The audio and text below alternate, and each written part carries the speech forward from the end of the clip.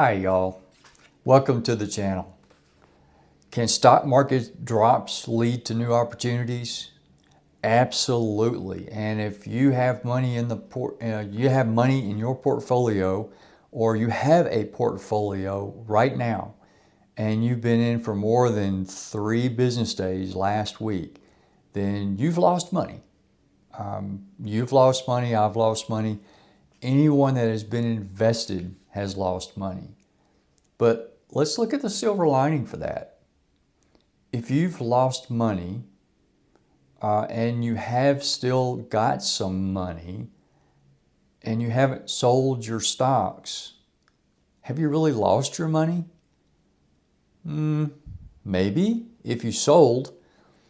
If you're holding on to it like that poker player at the table on Friday or Saturday nights at your buddy's house, if you're holding on to it, you haven't really lost it, not really. It only really becomes a loss when you sell, okay? Now, that being said, that doesn't make it feel any better when the price of your portfolio or the valuation of your portfolio goes down. But again, these stock market declines can give you new buying opportunities. And by that I mean you can take what you've got, hold on to it, add to that with money that you have set aside for investments anyway, and you're going to be able to buy those shares or those stocks or that ETF or mutual fund that you really have been just passionate about. You're going to be able to buy that at a discount. Now, if you're someone that's looking at long-term investments and these ETFs or mutual funds or shares of individual companies or things that you have a true belief in, and you're looking at it for a 10 or 20 or 30 year investment, then you're not going to really pay too much of attention about this little bleep in time, okay? If you are a speculator or someone that is in today and out tomorrow, and in today and out next week, and doing all sorts of short-term investments, trying to get that little bit of a 1% juice every day or 2% juice every week overall in your portfolio, then you're going to put money in and you're going to lose it, simply because that's called timing or speculation. And speculation and timing are pretty synonymous when it comes to the end results. Majority of people that try to time the market or try to speculate on the price or valuation of a stock or a share of a company, unless that is the only thing you do, like Warren Buffett, day in and day out for year upon year, you are probably not going to be overly successful in making those figures increase in value in your bank account or in your investment account. Majority of people, probably 9 out of 10, are going to do more poorly than they would have done if they would have dollar cost averaged their money into that ETF or that mutual fund, okay? And as I look at my notes here, I mentioned dollar cost average, averaging into a fund. That is a great long-term way to invest, right?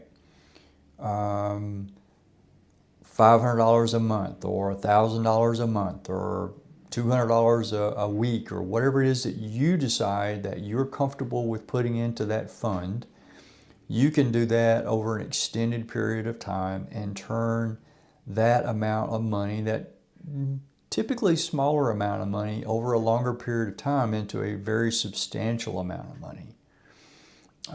Recently I had an opportunity to watch a video on YouTube here on YouTube that showed that if you were to put, say, $1,000 a month, and the example that this video was showing, $1,000 a month into a mutual fund over a 30-year period, dollar cost averaging into it, obviously, you would have put in approximately $300,000, right? $360,000, thereabout. Given the S&P 500's typical approximate 10% return per year over a long period of time, that amount of money that you would have put in would have grown to almost $2 million. Now, over a 30-year period of time, you may think that $2 million isn't much. But if you look at the amount of money that you put into it, that's a pretty substantial growth in the money. And a lot of that is because you have to be not just putting the money in, but you can't sell every time you have a bleep in the market like we've had the past week. It goes down, you keep putting money in. It goes up, you keep putting money in. That's what dollar cost averaging is all about when it comes to investments. Now, I mentioned a moment ago about not timing the market. It's a fool's game. You can attempt to time the market, but generally speaking, history has shown that if you are trying to time the market, you are going to put your money in at the wrong time every time. You're going to take your money out at the bottom, and then it's going to go back up. And you're going to go, man, it's got to go back down because it was just down so much just recently. But it continues to go up. And then at the point where you finally decide, okay, well, it's not a bear market anymore, it's going to continue to go up, you start putting money in and you buy at the top of the market. Now, is everyone going to do that? No, not everyone is going to do that. They're not always going to buy at the top of the market. There are always circumstances in which a person or a group of people will put money in at a good time, perhaps not the top, and likewise they're not always likely to sell at the bottom and take their money out. But again, if you look at it from the standpoint that if your portfolio has lost money or your mutual fund has lost money and you sell, you have locked in that loss. Locked it in. So if you bought it and the average price per stock share was $100 a share, and you watched it go down, and you procrastinated about selling it, and you finally sold it, and when you sold it, it was $15 or $20 a share, you have locked in that $80 or $85 per share loss in the value of that share, right? So what am I saying? You have to learn not to be scared with the market. If you are a long-term investor, or you want to be a long-term investor, you're saving for your future, your retirement, you're perhaps saving for the creation of generational wealth to pass on to your sons and your daughters and your other family members, your siblings, your spouse, if you predecease her or him. You can't take your money out every time the market burps, right? So don't do that, okay? Now, if you are still at the point, given that we don't know when the bottom of this market, because we are at bear market status basically as of the making of this video, we don't know that that's going to be the bottom. It could go down substantially more. If you're not sure about that and you just have to sell, what are your alternatives? Well, if you want to be invested and not just have your money sitting at home underneath your bed or your mattress, then what are the alternative types of investments that you might want to consider? There are many. There are lots of them. You can Google alternative investments and your mind will spin with the possibilities, right? You can invest in your own self, invest in your education, start a business, start a YouTube channel, start a podcast, start a food truck business.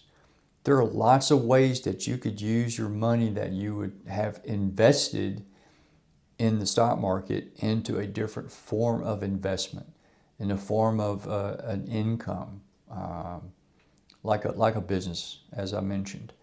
You could look at gold and silver. You can always buy gold and silver coins and gold and silver bars. Physical gold. You could put that money into a gold mutual fund or an ETF. Understand, though, that as the stock market is going down, the valuation of gold and silver, physical gold and silver, is going up. Maybe not 10 or 15%, maybe it's only a few percent. I haven't looked at the valuations in the last few days. But granted, if the stock market goes down, then gold and silver typically goes in the reverse. It goes up, and vice versa, okay? What other types of alternative investments can you think of? Well, how about art, paintings?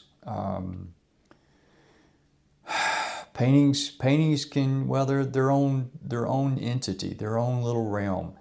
If you don't know art, like you don't know a company that you want to invest in the stock market, you need to do your research and decide whether or not it is the type of investment that you want.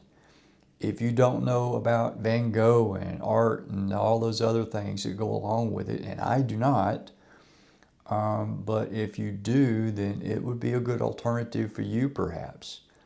If you're like me and you don't know anything about art, it's probably not a place for you to just go in and throw a bunch of money at, all right?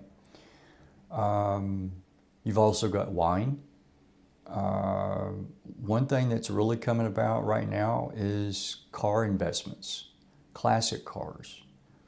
Classic cars are going down in value somewhat, but as opposed to other types of investments, even homes, classic cars could be a good alternative for you, okay? But you have to look at it. Classic cars for investment purposes are interesting, but you have to get something that's both rare and that is in excellent condition, okay? It's like a house. If you want to buy a house as an investment, if you want that investment to go up in value, you have to maintain it and you have to buy something that is in an area that people are going to want to live in, and that sort of thing. And that's the same thing with a classic car. You have to find something that people would want to buy in the future at an increased value from what you paid for it, right? So, all that being said, I hope that you found some information here good, and that you will come back and find us again later. Like, subscribe, and go back and look at some more videos. And don't just sell all your investments and all your shares just because you're a little skittish with the market. Give it a little time to shake out. I'm sure it'll work out just fine for all of us. Thanks a lot and have a good one. Bye.